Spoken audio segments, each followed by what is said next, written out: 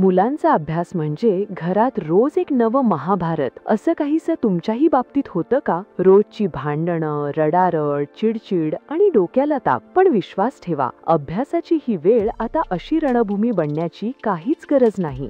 अभ्यासाच्या नावाखाली मुलांवर ओरडणं, जबरदस्ती करणं किंवा त्यांच्यावर दबाव टाकणं, आता हे सगळं बंद.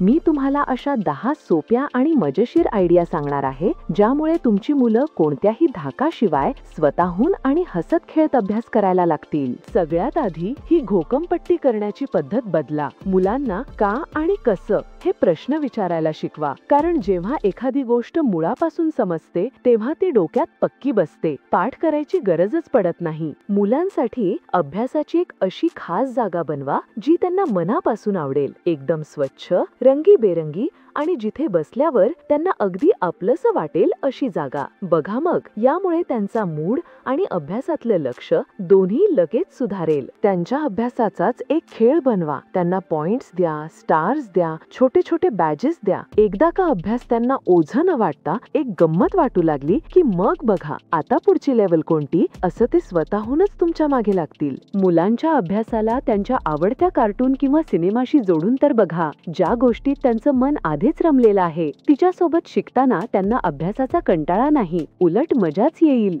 मुलांच्या स्क्रीन टाइमचं टेन्शन नका घेऊ. उलट त्यालाच बनवूया स्मार्ट टाइम. त्यासाठी वापरा असे सुरक्षित ऍप्स जिथे मजेशीर व्हिडिओ, डोकं चालवणारी कोडी आणि वेगवेगळ्या गेम्स मधून मुलं हसत खेळत नवीन गोष्टी शिकतील. आठवड्यातून एकदा तरी मुलांबरोबर बसून त्यांच्याकडून काहीतरी नवं करून घ्या. कधी दुसऱ्या राज्यातला एखादा पदार्थ बनवा, कधी टाकाऊ वस्तूंपासून काहीतरी घडवा किंवा घरातल्याच वस्तू वापरून एखादा सोपासा प्रयोग करून बघा. कारण मुलं केवळ ऐकून किंवा वाचून शिकत नाहीत, तर स्वतः अनुभव घेतल्यावरच त्यांना गोष्टी कायमच्या लक्षात राहतात. कामाचं एक वेळापत्रक ठरवा, पण ते अगदी दगडावरची रेघ नसावं. एक साधी सवय लावली की कामात सातत्य राहतं आणि गरजेनुसार केलेले छोटे मोठे बदल तुम्हाला ताणतणावापासून दूर ठेवतात. त्यांच्या मनातल्या कुतूहलाचं कौतुक करा. त्यांना मनसोक्त प्रश्न विचारू द्या. मग ते कितीही वेडेवाकडे किंवा बालिश का असेनात, एक गोष्ट कायम लक्षात ठेवा, त्यांचा प्रत्येक का हा शिकण्याचा एक नवीन दरवाजा उघडत असतो. आठवड्यातून एकदा तरी मुलांना मित्रांसोबत बसून अभ्यास करू द्या. एकत्र अभ्यास केल्याने एक वेगळाच आत्मविश्वास येतो, अभ्यासाची गंमत वाटते आणि अवघड विषयही सोपे होऊन जातात.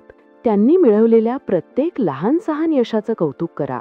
मग तो अभ्यासातला एखादा अवघड धडा पूर्ण करणं असो, परीक्षेत मागच्या वेळेपेक्षा थोडे जास्त गुण मिळवणं असो किंवा फक्त मनापासून केलेला एखादा प्रयत्न का असेना, तुमच्या प्रोत्साहनाची एक छोटीशी थाप त्यांना पुढे जाण्यासाठी खूप मोठी हिंमत देते.